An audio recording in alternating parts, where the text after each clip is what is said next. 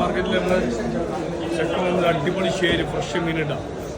അജ്മാൻ്റെ fresh ഷേര് കണ്ടാൽ പുതിയ വലിയ മീൻ, വില കുറവാണ്. ഫ്രഷ് മീൻ, സൂപ്പർ മീൻ, നല്ല നെയ്യുള്ള മീനൊക്കെ നിർത്താം. ഇങ്ങോട്ട് നിർത്താം. അടിപൊളി മീൻ, നല്ല ഫ്രഷ് ആമൂർ, അടിപൊളി ആമൂർ, ഇവിടുത്തെ ലോക്കൽ ആമൂർ ഫ്രഷ് മീൻ കണ്ടോ. കുറഞ്ഞാൽ ഫ്രഷ് മീൻ, അടിപൊളി മീൻ നോക്കാൻ സൂപ്പർ മീൻ. ഇതൊക്കെയാണ് മീനാണ്, ആമൂറാണ് ഫ്രഷ് മീൻ.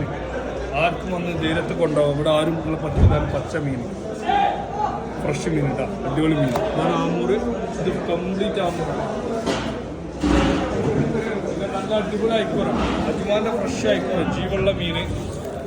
ഇതൊരു മീൻ 15 കിലോ ഉണ്ടാവും. ഫ്രഷ് മീൻ, ചെറുതിൻ്റെ വലുതിൻ്റെ 15 കിലോ ഉണ്ടാവും മീൻ.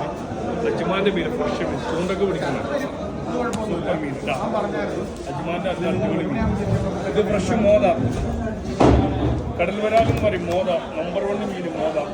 മലയാളികളുടെ ഫേമസ് അടിപൊളി മീൻ, പച്ച മീൻ കണ്ടില്ല, ഫ്രഷ് മീനാണ്. എന്താണ് അടിപൊളി മീൻ മോത എന്ന് പറയുന്നത്. എല്ലാ മീനും നിങ്ങൾ മീൻ തളക്കുന്ന കൊഴുപ്പ് വരെ പോയിന്റ് അത്ര പുതിയ മീനാണ്. രാവിലെ വന്നാലും നല്ല അടിപൊളി ജീവുള്ള മീൻ കൊണ്ടുപോകും. അടിപൊളി മീൻ ആമൂർ, ശേരി.